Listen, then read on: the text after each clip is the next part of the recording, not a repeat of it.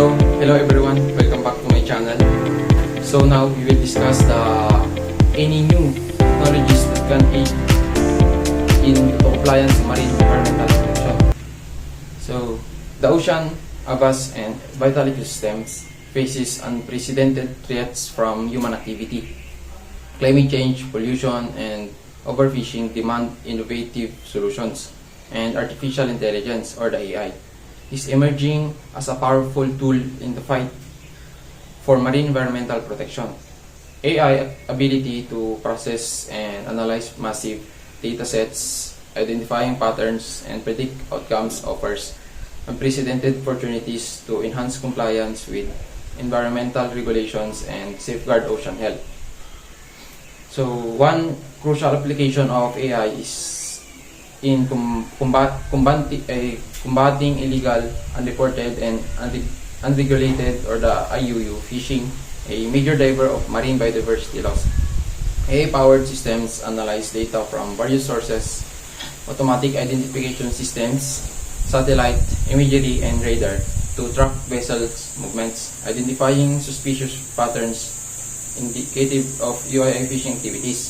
These systems can detect vessels operating in protected areas, engaging in illegal practices like overfishing or using prohibited gear. This real-time monitoring allows for swift intervention, deterring illegal activity, and supporting enforcement efforts. Beyond detection, AI can assist in optimizing fishing quotas, using predictive modeling to balance sustainable harvesting with economic viability. Marine pollution, another significant threat, is also tackled effectively through AI.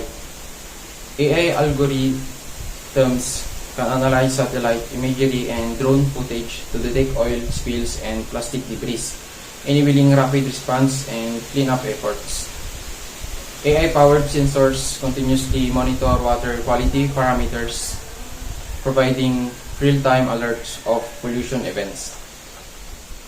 This proactive approach allows for early intervention, minimizing environmental damage and protecting sensitive ecosystems.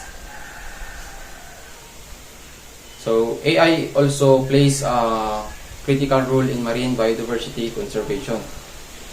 AI-powered image recognition systems analyze underwater video and photographic data to identify marine species, track their movements, and assess population sizes. This automated analysis significantly accelerates research efforts, allowing for more efficient monitoring of endangered species and better informed conservation strategies. So, AI can model the impact of environmental changes on marine habitats, predicting potential threats and informing proactive conservation measures. So, AI enhances enforcement and compliance. AI-powered drones and autonomous underwater vehicles can conduct automated patrols, detecting illegal activities and providing evidence for enforcement agencies. AI algorithms can analyze past violations and environmental factors to identify high-risk areas, enabling more efficient allocation of resources.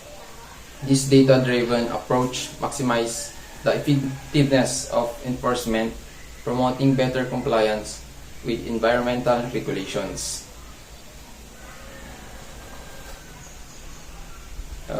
AI is transforming marine environmental protection, offering a powerful suite of tools to combat various threats and enhance compliance.